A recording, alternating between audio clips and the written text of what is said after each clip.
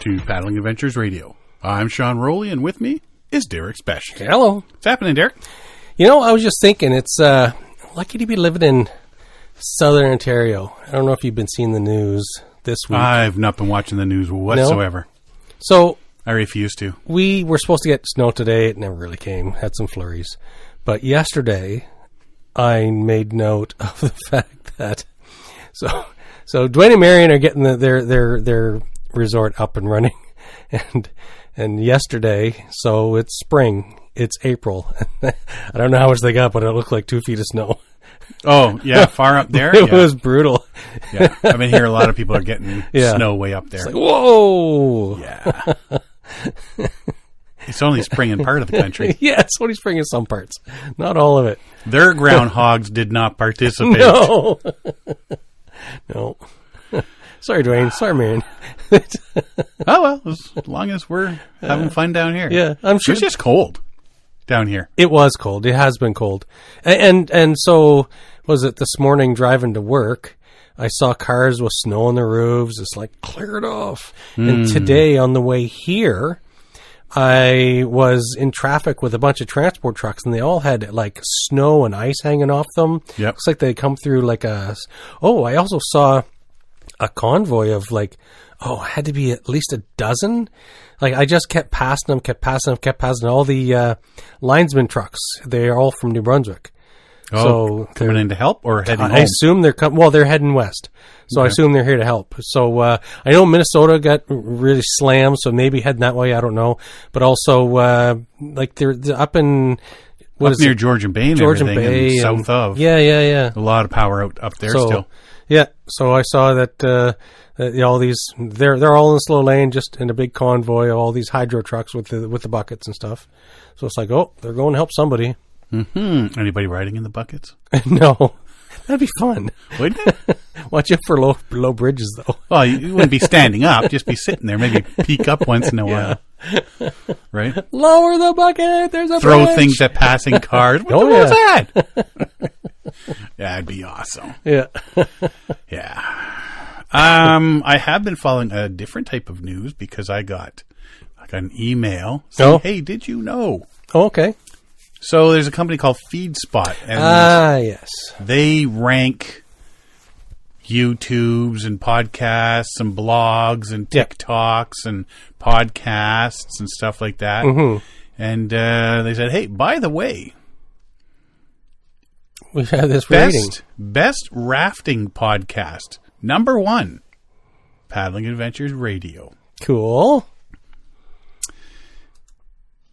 Best canoeing podcasts, #1, Paddling Adventures Radio. Very cool. Best water sports podcast, #1, The Water Ski Podcast. Okay. #2, The Ski Show, which is just fancy water skiing. Yes. #3, Paddling Adventures Radio. See? There's room for improvement. We're right up there. Room for improvement. Now, if we can add some water skiing to our paddling repertoire, as it were. What was the group title? It was not the podcasters. What was the group title? Best water sports podcast. Yeah.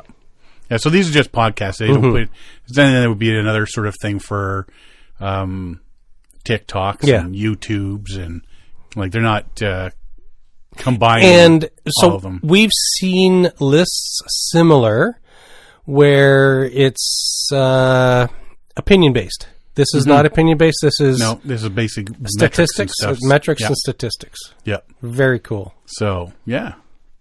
Those water skiers, curse you! Just means there's room for us to improve. Show skiing is one of the best disciplines of water skiing in the industry today. Show skiing? Yeah. Like people that do the jumps? I'm thinking. You got a big ramp on the water? Water ski legends, Hall of Famers, and rising stars in our sports. And they don't really actually say what it is, but that's the impression I get. Because they do slalom, they do jumps, they do stunts. They get 15 women standing on each other's shoulders behind a boat from the 50s. From the 50s, yes. That's what started it all, baby. Yeah. I think there's a Elvis movie with that in it once. Oh, I think you're right. Anyways, that's very cool. That's what's new here. Anyway, so we can do better, right? In the water sports podcast. Excellent.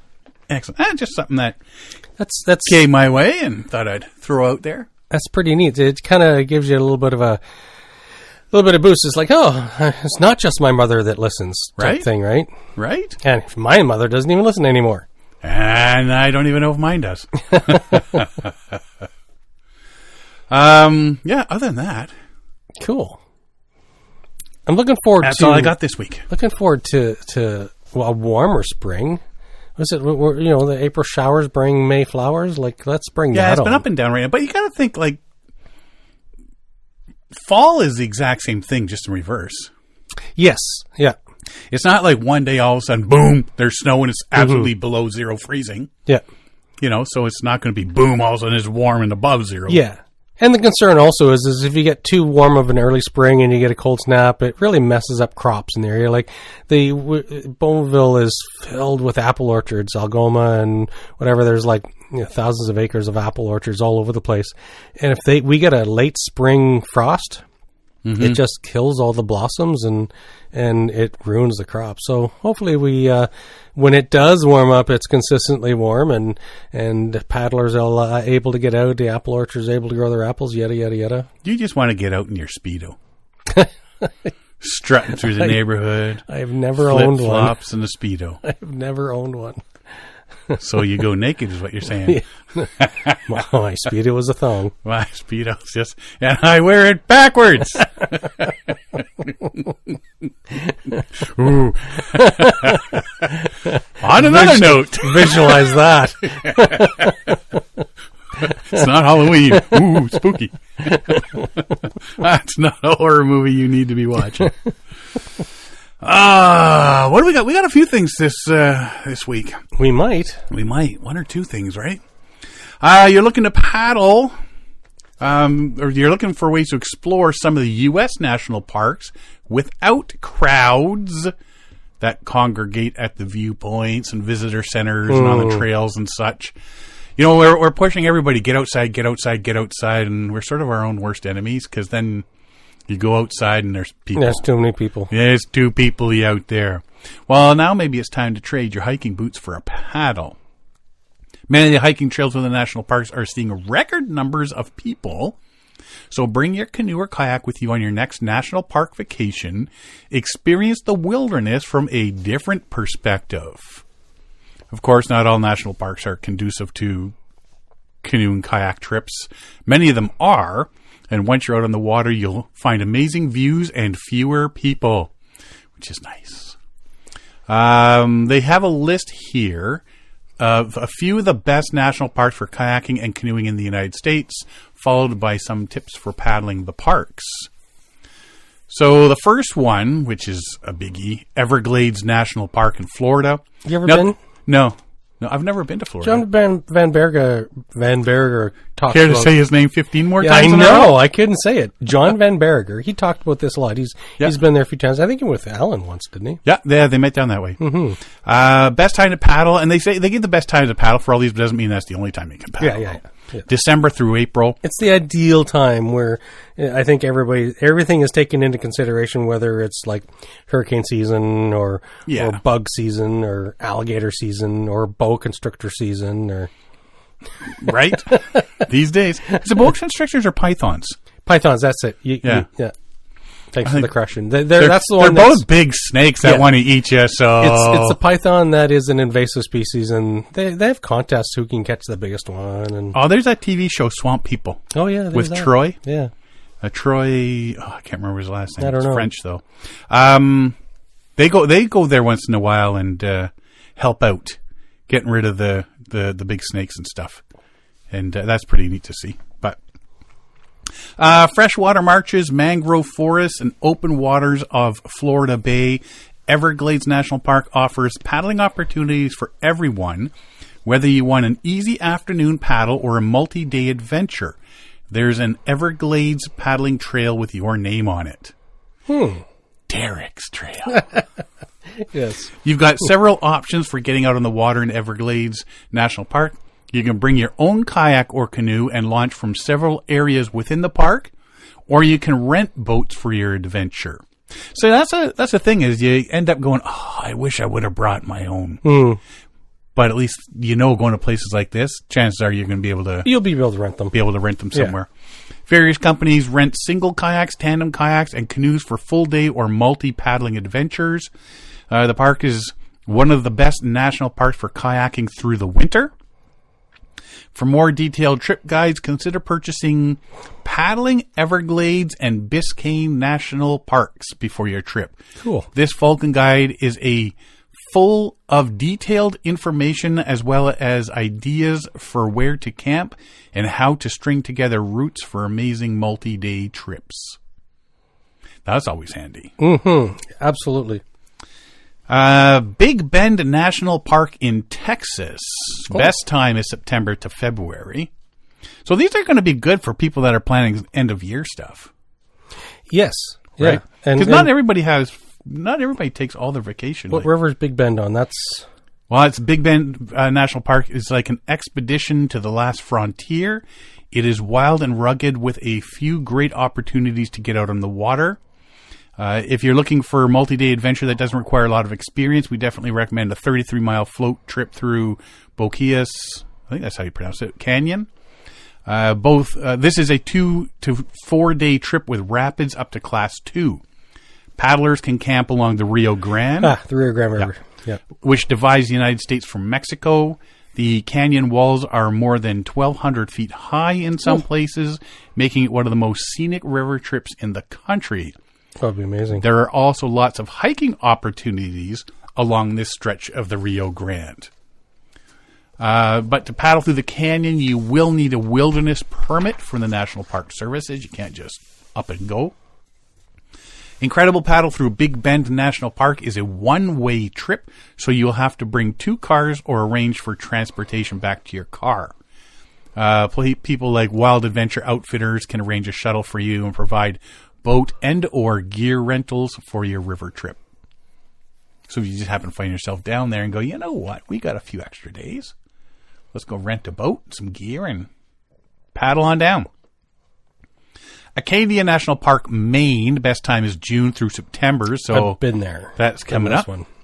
Acadia National Park is located on the Atlantic coast in Down East, Maine. It's a popular national park for hiking, biking, and paddling. And hopping in a canoe or kayak is a great way to find solitude and wildlife. You can easily explore some of the small lakes and ponds in Acadia in the afternoon, or if you have more time and experience, check out the small islands along the wild Atlantic coast around Mount Desert Island. Almost said Desert Island. Mount Desert Island. Oh, that'd be a grand place to live. If you don't have your own boat for kayaking in Acadia, you can rent sea kayaks, canoes, and even stand-up paddle boards in the community surrounding the park. Guided tours are also available, which are particularly useful for navigating the tides of the Atlantic. So for people who come from, mid-country, where tides are not a thing, you might want to consider a guided tour, and your tour guide will know all about tides and stuff like that. Biscayne Bay National Park, Florida. December through April is the best time.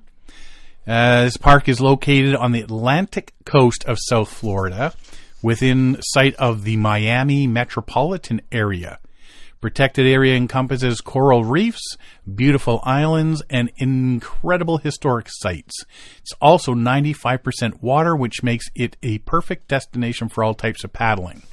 I don't know why, but just one of those things. The east coast of North America, I never think of coral reefs. Yeah, you have to be down Florida ways. You have to, it's tropical. Yeah, but I just don't never think about it. I know. Coral reefs. Because I think Hawaii, Australia, New Zealand, stuff like that, right? You think Atlantic coast is like cold water. Yeah, seal reefs. Note that canoe and kayak rentals aren't currently available in Biscayne National Park. If you have your own boat, you can park a car at the visitor center or at Black Point Marina. Novice paddlers will love exploring the mangrove and shallow bay of the park, and experienced paddlers will have no problem crossing Biscayne Bay to explore the islands. Once you make the crossing, pitch your tent on either Boca Chica or Elliott Key for $25 a night. From here, you can explore the shallow lagoons, creeks, and islands that make this park so special. That sounds cool. Mm-hmm. This one, Canyonlands National Park, Utah. This is where we were looking at going there last summer. May through June and September through October. Canyonlands National Park is part of the high desert of the Colorado Plateau in southeastern Utah and one of the best national parks for kayaking on the Colorado River. This dramatic desert landscape has been carved into 3 distinct areas by the Green and Colorado rivers. 2 deep canyons rise up from the riverbank, and the landscape at the bottom of the canyon differs drastically from the arid climate above. Paddling the flat waters of the Green or Colorado through Canyonlands National Park is a unique way to experience this gorgeous landscape. Permits are required to float in the park, and access areas are located above the park, either in Moab for the Colorado River trips or Green River State Park for the Green River trips. Best way to tackle this easy float trip is to paddle downstream and then arrange for a jet boat to shuttle you back to the launch. Well, yes. Trips can be arranged for an afternoon or several days. Take me 7 hours to get there and 15 minutes to get back. If you plan to camp, it's best to plan for a time when the water isn't at its highest, so you can pitch your tent on the plentiful sandbars. Yeah, I was looking all through this area, and I so want to go here. Just the scenery and the paddling looks just phenomenal. And there's a lot of spots that run by the roads. So if you do the Google Maps, you can travel the road and look at the rivers and stuff where you'd be going. Yes. Which is cool. It's amazing. I would like to go there. North Cascades National Park in Washington. Best time to paddle, July and August. Perfect time for summer vacay. Mm-hmm. North Cascades National Park is a vast tract of wilderness in the Pacific Northwest of Washington State. Not only does the park contain more than 300 glaciers, but is also home to wild old-growth forests, countless waterfalls, and beautiful fjord-like lakes. It's one of the best national parks for kayaking in the western United States. Paddling day trips on Diablo Lake launch from Colonial Creek Campground, but if you want to spend more than a day on the water, you have to check out either Ross Lake or Lake Chelan, which both have primitive campsites available, and a wilderness permit is required. Ross Lake is 23 miles long with 19 boat-in campsites. You can spend 3 to 5 days paddling the lake and hiking numerous trails along the shore and into the wilderness. If you have your own boat, you can launch Colonial Creek Campground, but you can also rent a canoe or kayak. That sounds pretty cool. That sounds more like what we'd be doing around here, maybe, right? Yes. Yeah, exactly. Voyageur National Park, Minnesota. That's getting closer to home. July through September. Again, summer vacation time. If you want to get away from the bustle of daily life, there's no better destination than Voyageur National Park. With 200,000 acres of ponds, lakes, and rivers, not to mention secluded primitive camping, this is a paddler's dream vacation, one of the best national parks for canoe and kayak camping. This is exactly what we do here. Explore the lakes and ponds of Voyageur, and you will have a chance to sight bald eagles, moose, bears, wolves, lynx, otters, and beavers, not to mention more than 240 species of birds. Oof. Wow. Mm-hmm. You can bring your own boat or rent a canoe from National Park Service for backcountry use. If you want to explore the larger lakes surrounding Voyageur National Park, Kabetogama, Rainy, Namakan, and Sand Point, you will have to rent a canoe from a private outfitter. There are water taxis and shuttles that can bring you directly to front country campgrounds within the park. Backcountry campsites can only be accessed by canoe and may also require hiking and portaging. That sounds cool. It is very cool. And something like that is like, we do this all the time, but this would just be a brand new location. So it's a new location, but so it's one of the things that we don't really have that same type of opportunity because of zones. Like for us, we have a hard water season. We don't really have access to excessive amount of winter paddling unless you have a wetsuit on and you go and play in the waves on the bigger lakes and stuff like that. But what's amazing is that it doesn't matter what time of year, you could find some national park in the States a place to go to, a place to paddle where, in the middle of our winter, you can head down to, Florida. Like Florida, Texas, and so on, right? And then in the normal camping seasons, you're able to, more normal areas like, for example, Maine. And that's one of the things I was looking up. I was trying to remember. I remember in the mid-late 80s, I'd been to Acadia a couple times. And I was like, I remember camping in a desert. So I had to look it up. And it's called Mount Desert Campground. And so it's a desert. Well, they call it a desert, but it's just a lot of sand dunes. And right. And it's basically an island. Acadia is an island. It's Bar Harbor.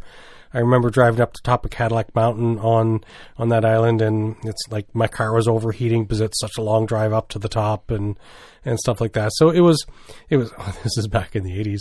Back with my high school girlfriend, we were tripping down to Maine and going camping and checking things out. So it kind of brings back a lot of memories. Plus, I did some sailing from New Brunswick down to Bar Harbor, Maine, and so spent some time on the water out in the Atlantic. And so, yeah, it kind of brought back memories.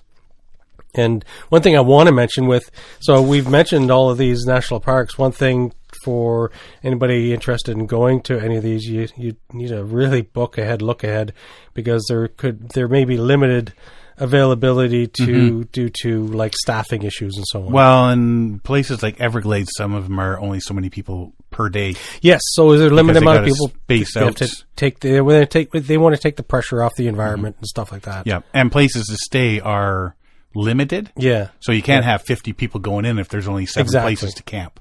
We talked about a mountain lake recently. Is it Crater Lake?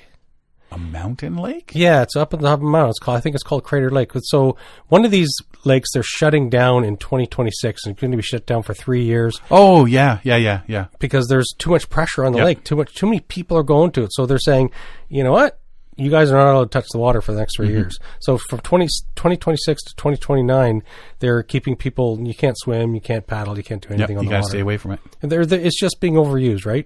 People love their outdoors too much, and it does put a lot of pressure. I think that's maybe going to become more of a thing. Going forward, I think so too. Like, there's a lot more people getting out. There's a lot more interest in getting out into these wild places, and unfortunately, we're loving these wild places to death. Yep. So it's if we could be more responsible while we're out there, there'd be less chance of them being shut down because of the overpressure on the areas. But it is what it is. People are going to get out there and enjoy more people the outdoors. want to be too. Yeah, exactly. Yeah, and there's nothing wrong with that, but you just have to be responsible for it. Just do your advanced checks and research before you go.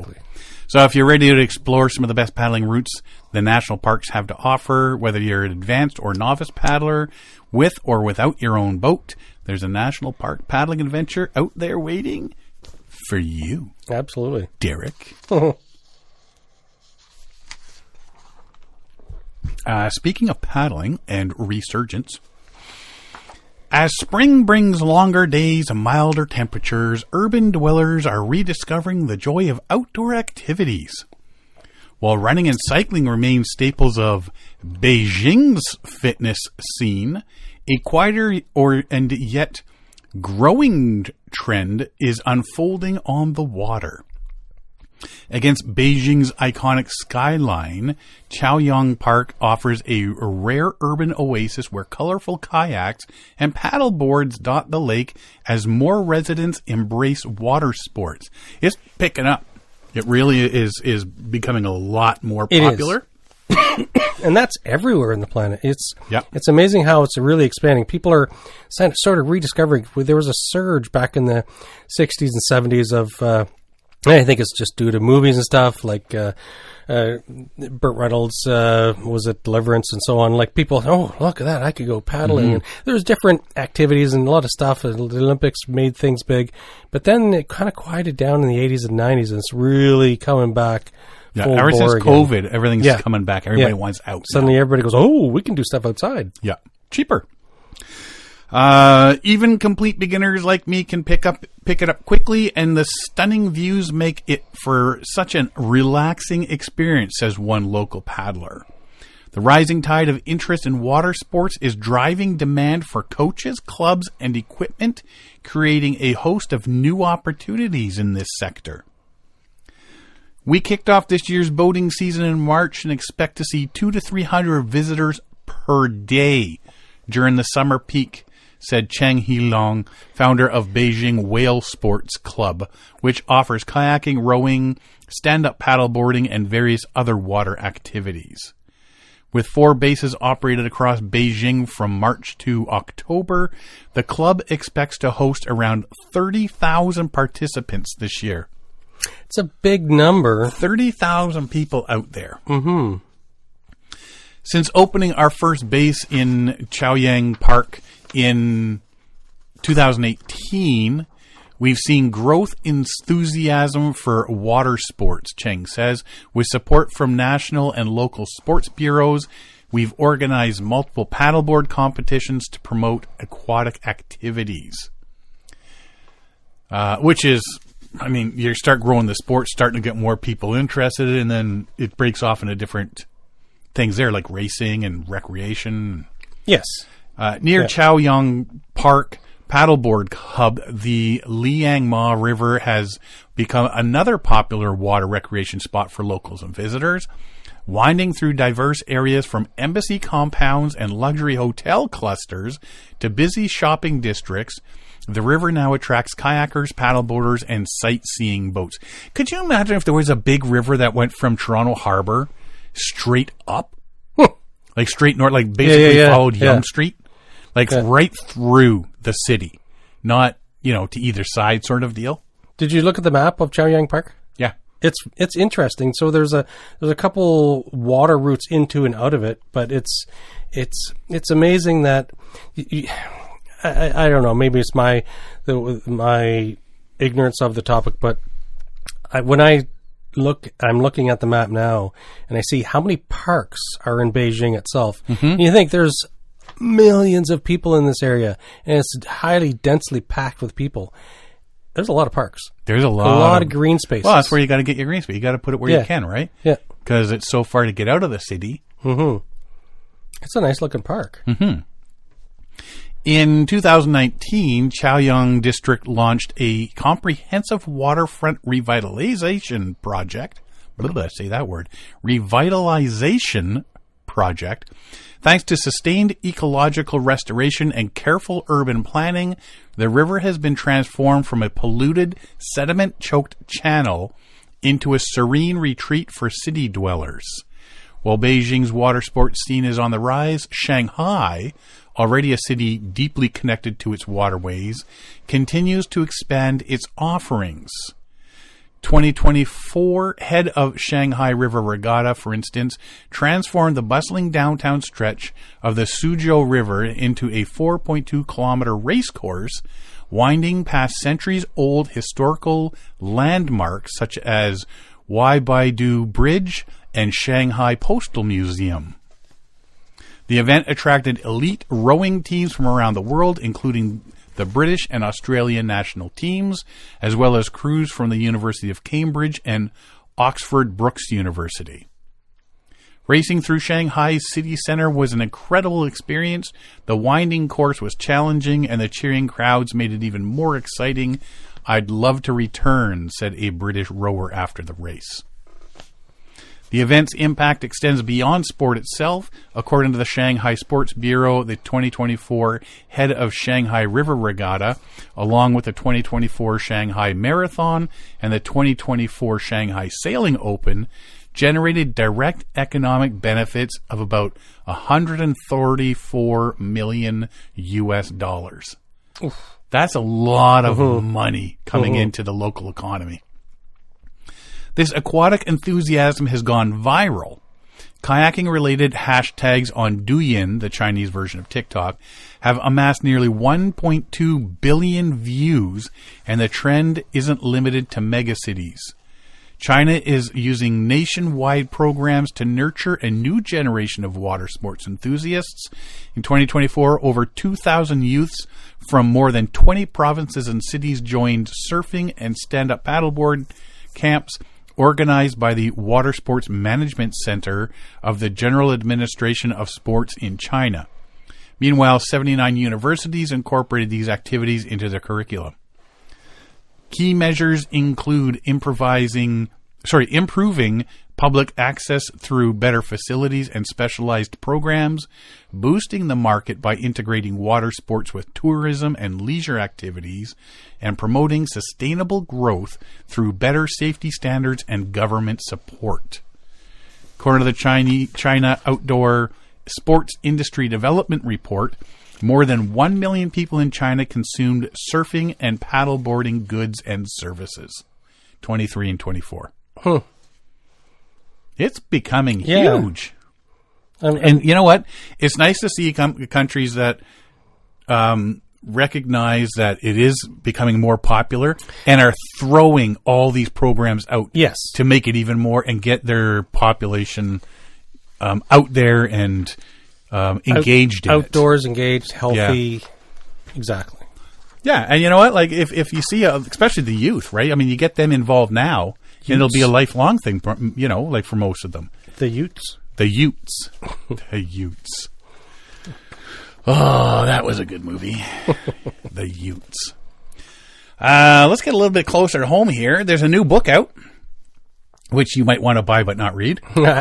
New book tells the tales of canoeing stories across Minnesota. Pushing the River by author Frank Beers has just been released. It says much of the book focuses on the lost history of the Paul Bunyan Canoe Derby, an annual 450-mile race on the Mississippi River. There's a lot of things that go on in that Mississippi River. It's a pretty big river. A lot of room for stuff to go on. It's a long one from what I understand, too. Yes. It's the old MISSIPPI. Wow. That goes back to grade 8. So they would start in Bemidji. How do we say that was? Bemidji. Bemidji. Yeah, it's just a weird looking name. I just think of the mosquito or the bug. Bemidji. Oh, midges. Little tiny midges. Bemidji. About 10 days out the race and down day by day and stay overnight in different places, including St. Cloud. When they reach Minneapolis, that would mark the start of the Aquatennial celebration. I have to Google that word. By the time they got there, people had been reading about it for 2 weeks and hearing about it on the radio. So there would be crowds for the final sprint of like 20,000 to 100,000 people watching these guys race down the river. He says big crowds all along the river came out to watch the competitors.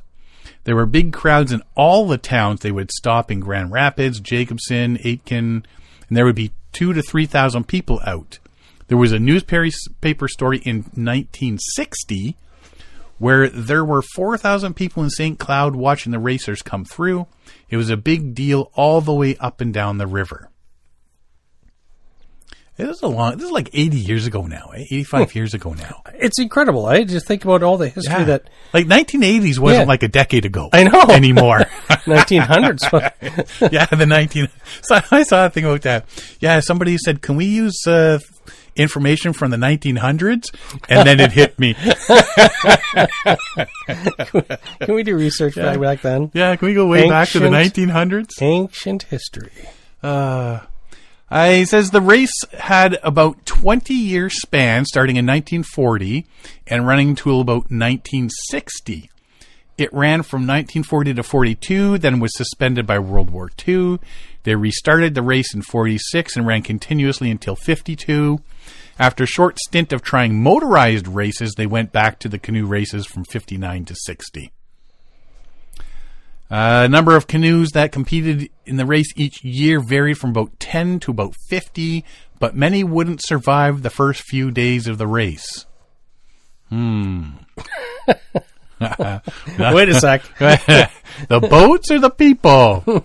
It says the Paul Bunyan Canoe Derby was based on a race that started back in the 1920s. A similar short race called Minnesota Paddling Opener, which is 145 miles from Brainerd to Champlain, will be held in June. This June. Oh, yeah, yep. He says those organizers are toying with bringing the 450-mile Paul Bunyan race back in a few years. That'd be something to see. That would. I don't know that I'd participate, but it'd be something to see. Especially with the old, not many would survive the first few days. That sort of puts a damper on things when it comes to canoe racing for me. Yeah. Come join this race. You'll have a blast. You'll see tons of spaces. You might die in the first few days, but if you don't, it'll be grand. Here's your participation medal. Pushing the River. Go buy that book. It was just released today. Oh, the Paul Bunyan one. Yeah, April 8th. Yeah. Pushing the River. Go check that one out and let us know if it's a good book. Because, I might read it. Derek won't. Let us know if there's pictures, and then Derek will buy it. I'm reading more books. Are you? I am.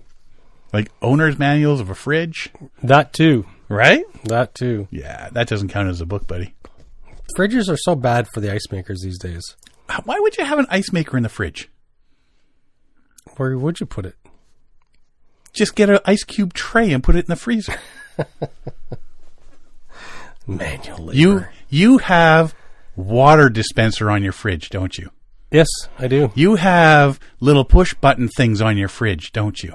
I guess you can turn the ice maker on and off, and you can go from cubed ice to crushed ice to water, and you can change Alexa. from Fahrenheit to Celsius. Just push buttons. There's no screen. Yet. The fridge came with a house. I didn't buy the fridge myself. Yeah, but you like it. I do. You're going to upgrade it. I know it. No, fridges are expensive.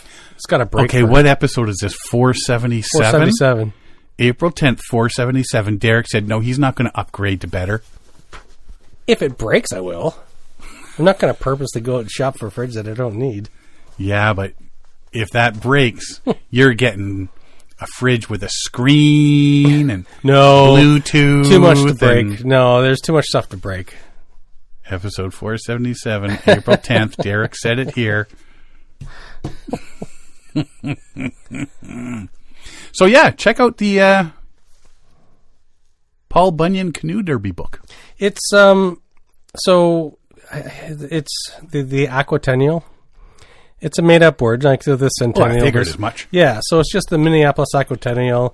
It's an annual outdoor festival celebrating the city's lakes, streams, and rivers. Originated in 1940 as a way to boost civic unity and promote Minneapolis as a summer destination, particularly after the 1934 Teamsters strike. Mm-hmm. So it was a strike that brought anti-union violence to town, and then they just started doing water stuff to make it an aquatennial. Did they just use the water stuff to cool things down? Maybe, yeah. Yeah. Maybe a lot of union leaders got drowned. They're in little barrels at the bottom of the lake. It's like Lake Powell. Yeah. Is it Lake Powell that has? Yes. Yeah. Yeah. Because they were finding them when it was drying out. Yeah. That and sunken boats. Hey, there's bodies in this. Hey, that's where they hid them. I'm surprised they never found good old what's his name. He's there's so many rumors about him. Some stadium he's in the end zone, buried in concrete underneath the stadium. Yada yada yada. Where's Jimmy? I don't think anybody ever find it. Anybody see Jimmy Hoffa? Ooh. He's sleeping with the fishes in a barrel in Lake Powell. All right, a little bit of history to go on the day. Ooh, not just Paul Bunyan. Paul Bunyan and his more stuff. Big found? blue ox. There's a big ox named Blue. Yes.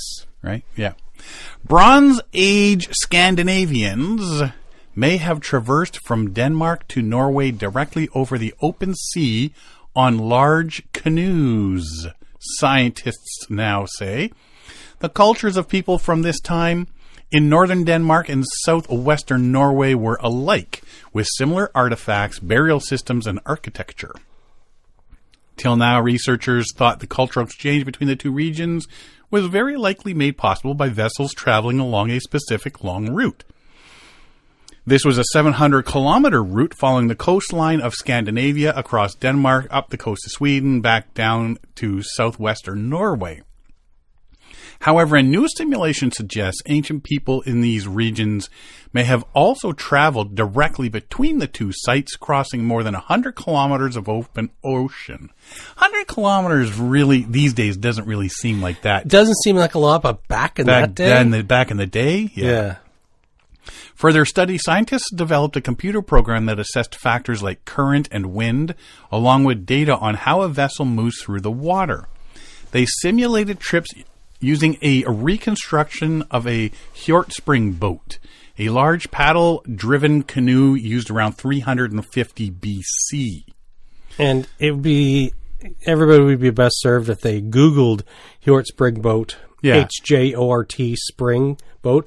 These are really nice-looking canoe-type boats. They look very much Egyptian. Yeah. The vessel is a planked wooden boat more than 62 feet in length overall, 13.6 meters or 45 feet along inside, and 6.6 feet wide.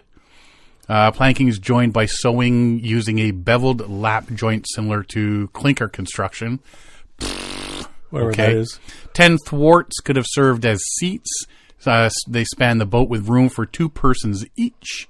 This suggests space for a crew of at least 20 who propelled the boat with paddles.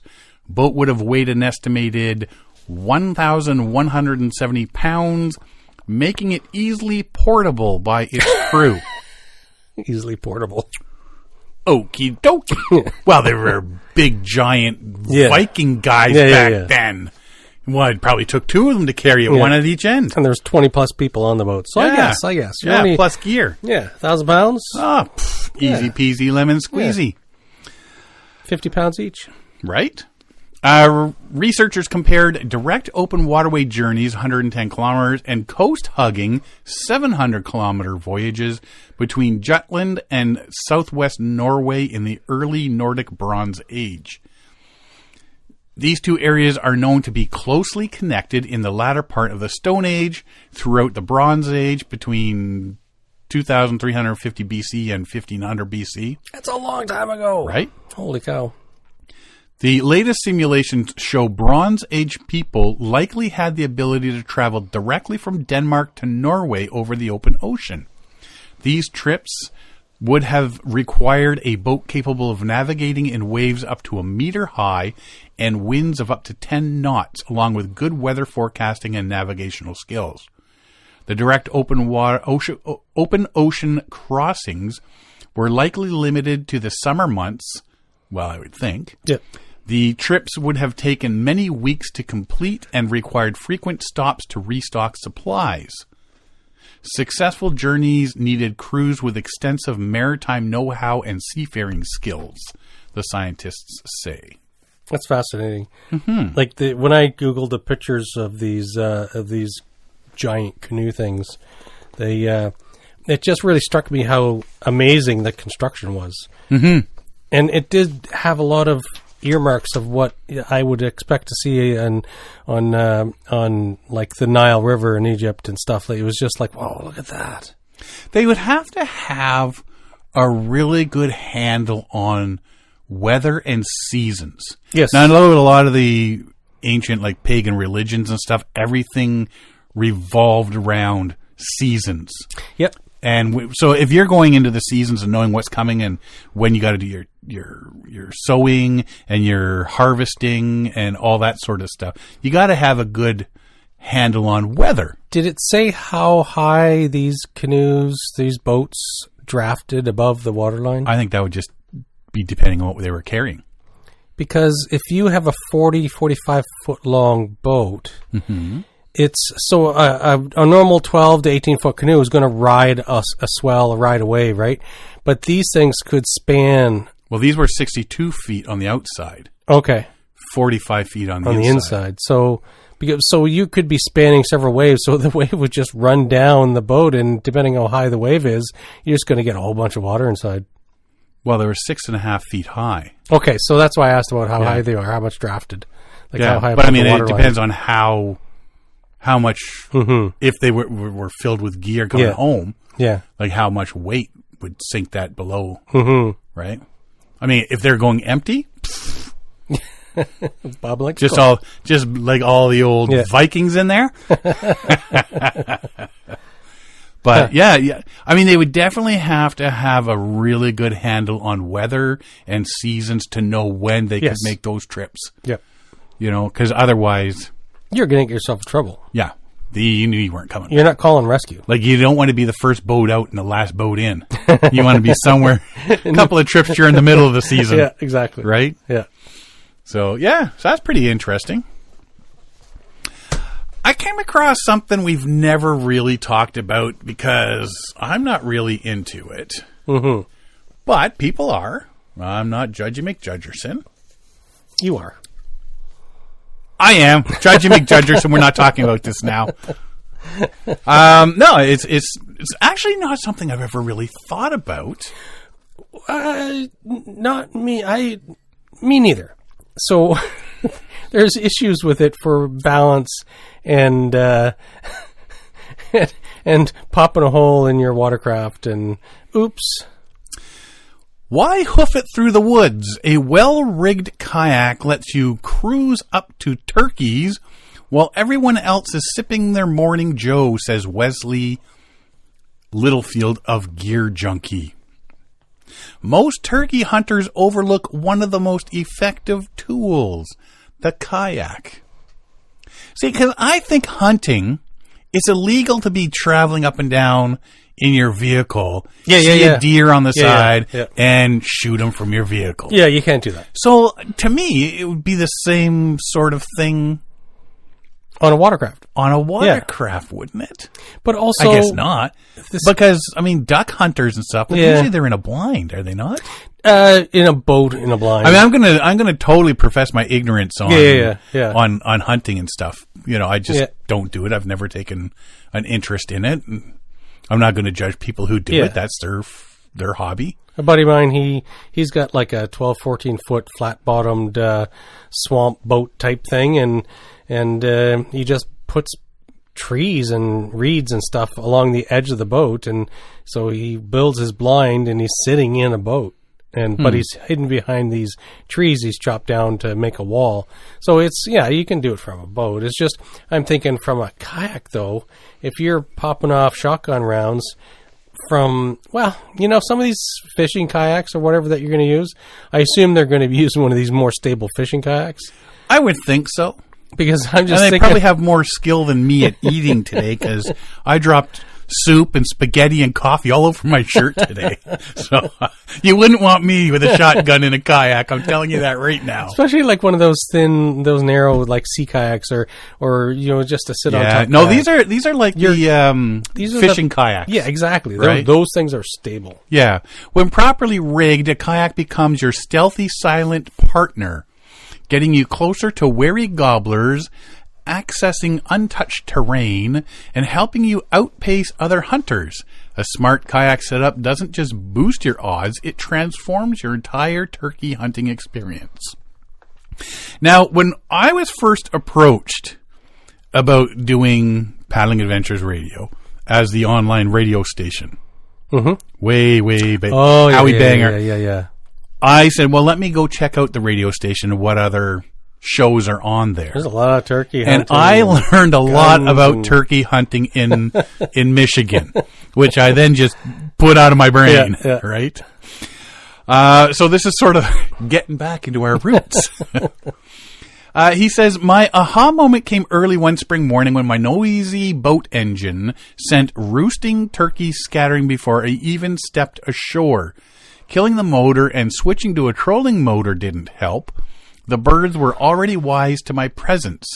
That frustrating hunt taught me that stealth on the water was as crucial as stealth in the woods. See, that's what I'd be thinking is, okay, you can take your boat, you zip on up, but then you get out of your boat to go do your hunting. Right? You don't just travel along the river and shoot from taking pot shots, right? It took me a few more seasons to dial in my kayak setup and truly harness its advantages. Now, having refined my gear, tactics, and rigging, I'm consistently getting closer, hunting quieter, and filling tags faster. Here are the essential kayak rigging trips that'll spare you the trials and errors I've experienced and get you on gobblers sooner this turkey season. I'm a gear junkie as much as the next guy, but I end up miserable and frustrated every time I try to cram as much gear as possible into my kayak. In my experience, it's best to stay agile by limiting my gear during spring or fall hunts. If you don't remember anything else, remember to bring only what you need into the turkey woods. If you own a kayak, you likely have most of the gear you'll need for a successful hunt. For those who don't own a kayak, I recommend starting with a 10-foot fishing kayak. They don't make kayaks specifically designed for hunting yet. Yeah, that's coming. In the $1,000 to $1,500 range, I've listed kayaking gear I use when chasing Old Tom. It excludes my turkey hunting gear. So he has PFD, paddle, trolling motor, lithium-ion battery, shotgun, and bow mounts. I guess he bow hunts as well. Yeah. Navigation lights and LED lights. It's critical that you not only have a PFD on board, but also wear it. Paddlers are the highest percentage of boating fatalities, primarily due to lack of wearing a PFD. Don't be a part of the statistic. And if you're hunting and you get a turkey, you're going to be excited. Yeah. That little bit of excitement might turn you some into the instability water. And yeah, exactly. Next, even if you plan to use a motor or pedal kayak, always bring a paddle. The motor or pedal drive might break, so it's best to have a plan B. Motors are great if traveling far, but they can be a hassle otherwise. I use a trolling motor because it's virtually silent and isn't as heavy even with the battery. The battery. Lithium-ion batteries are the only way to go in the kayak. They're lighter and produce more power than lead-acid batteries of the same size. And you see most people...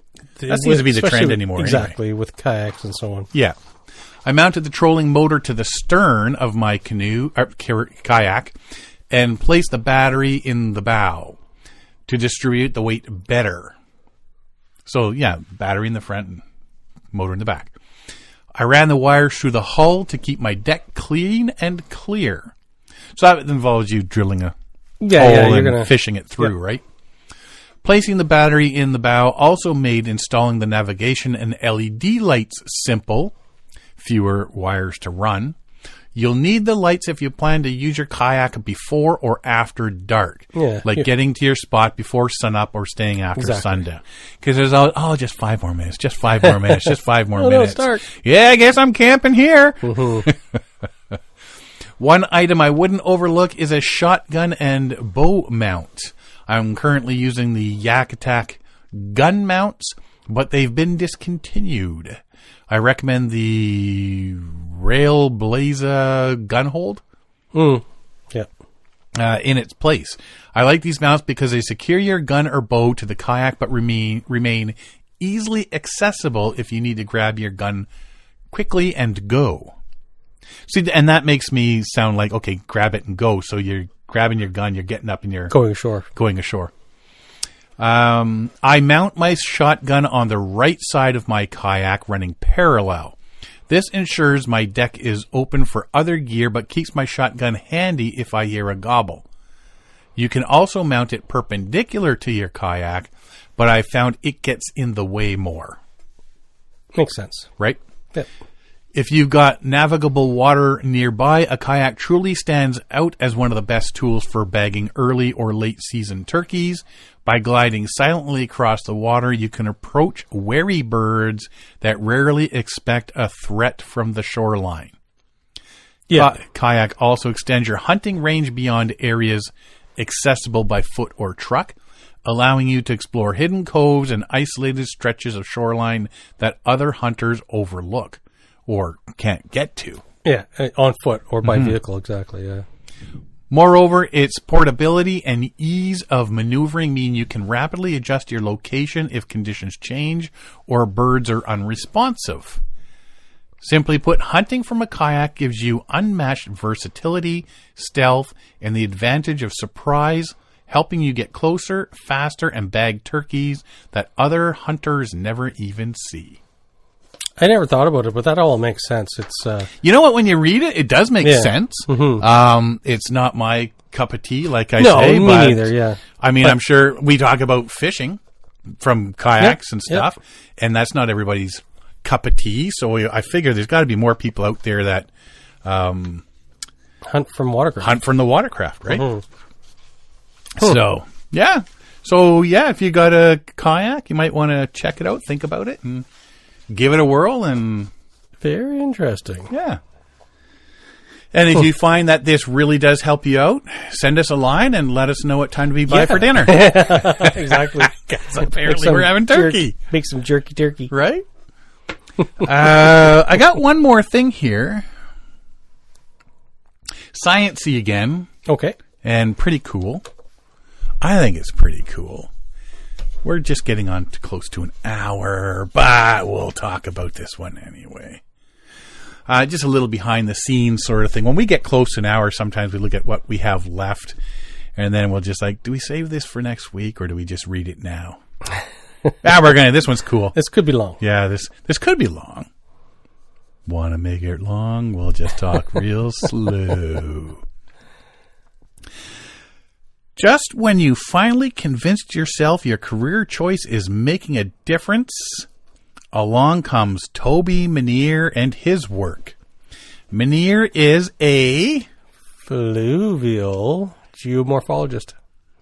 So we've just because Derek likes the word fluvial. We've covered it a few times.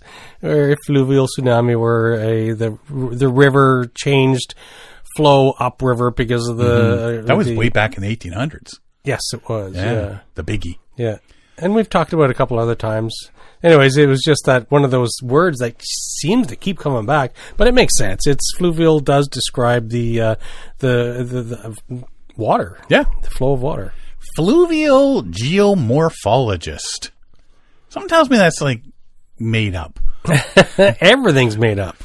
That means in his work at the Cooperative Institute for Research in Environmental Sciences at the University of Colorado, he studies surface water bodies, rivers mainly, and measures flow and conditions within them. He also worked with NASA on the Surface Water and Ocean Technologies satellite, SWOT, S-W-O-T, SWOT, which measures the height or surface level and width of water bodies larger than 10,000 square feet. And when it's time to check SWOT's work, he jumps in his kayak and takes field measurements of the rivers SWOT has observed. That part of his job has taken him down the Colorado and the South Platte, the Missouri and the Mississippi. He's also fact-checked the North Saskatchewan and Peace Athabasca Delta, there you go, both in Alberta, Canada. And his work has critical global applications, especially in places like Africa and Greenland, which he says use few, if any, water tracking gauges.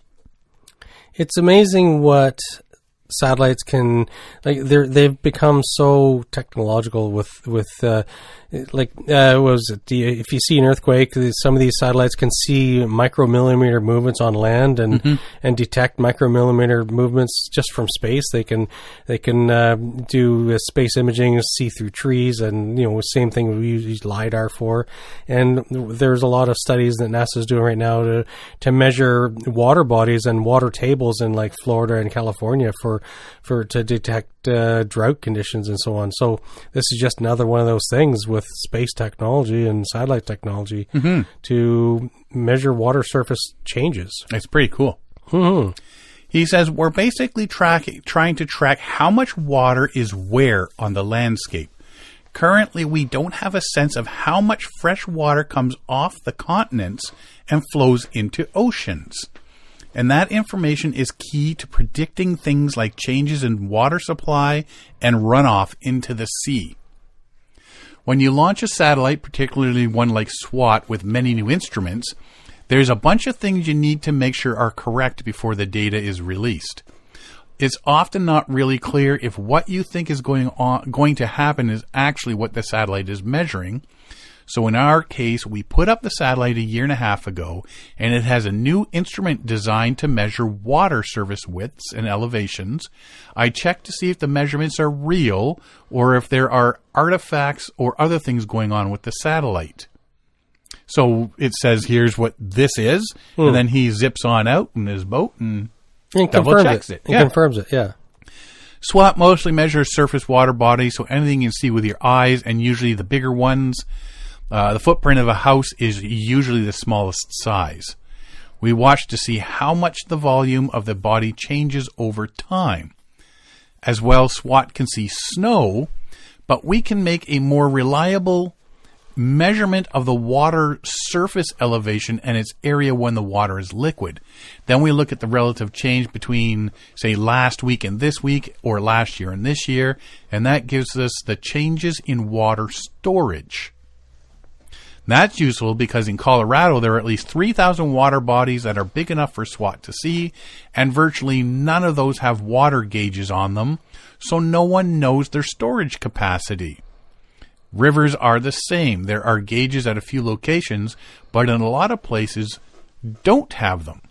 If you want to know what a water level is at different flows or during a flood, you can look at SWOT data now. That's awesome. Which is huge. Mm-hmm. So far, SWOT has been very much in the hands of engineers and scientists because it's so new and people are just starting to work on it, and it has yet to make it into the water management side of things. Colorado has been thinking about it, using it to keep an eye on natural lakes and other water bodies.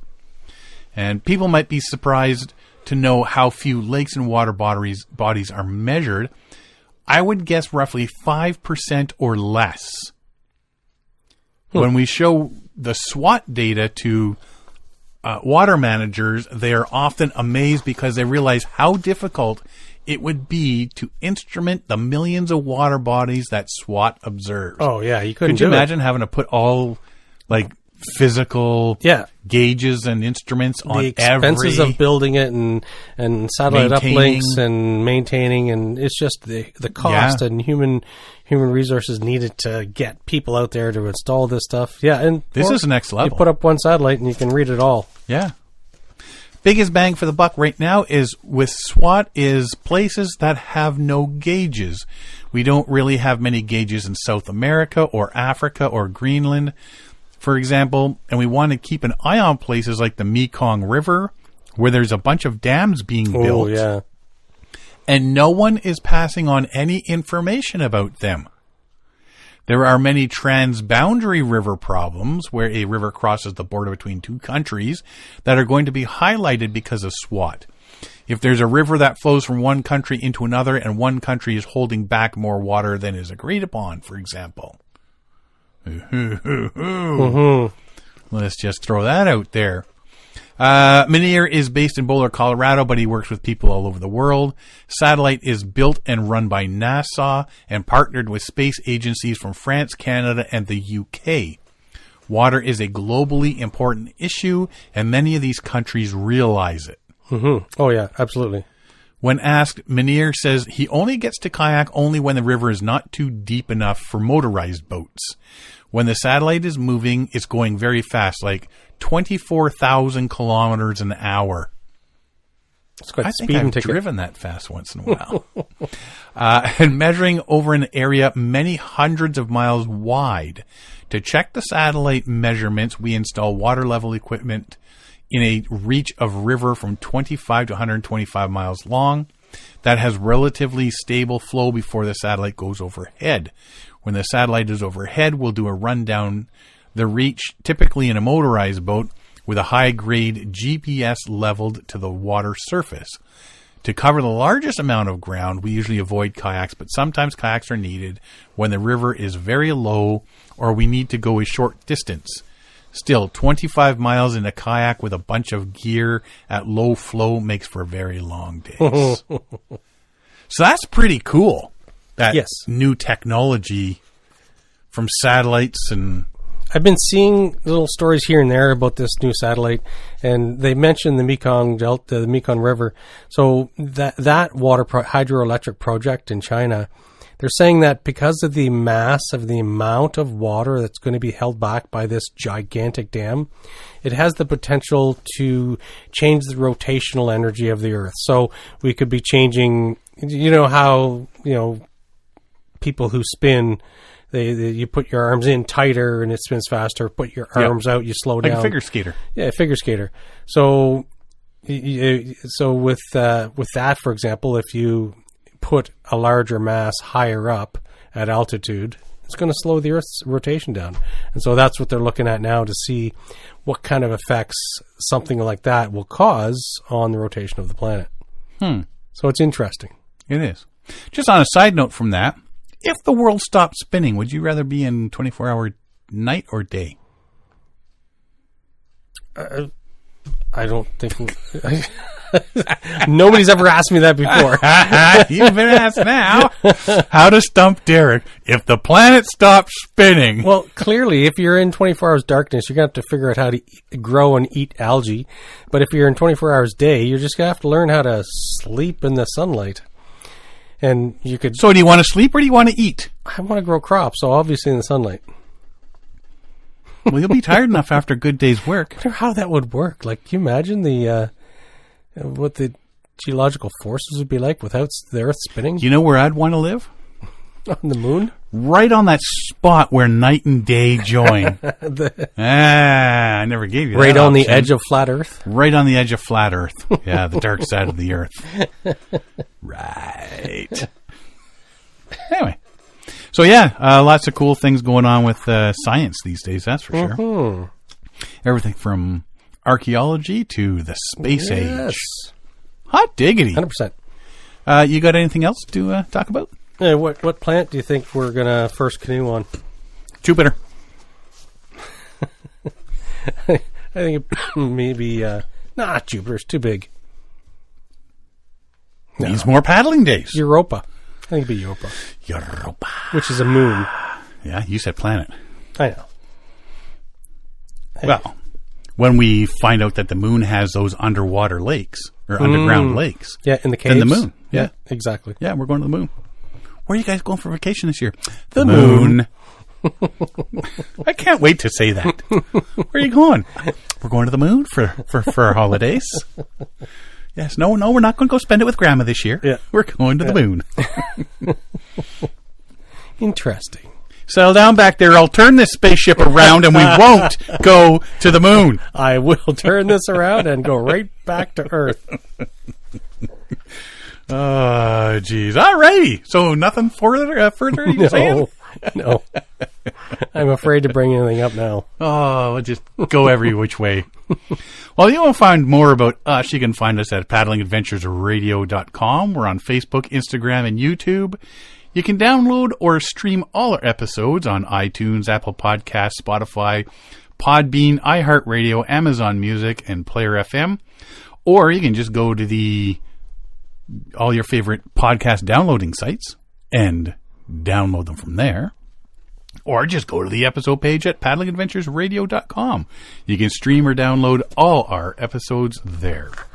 If you enjoy the podcast, please share it with friends, family, and fellow paddlers. I want to thank everybody for listening this week. I'm Sean Rowley. And I'm Derek Specht. We'll see you next time.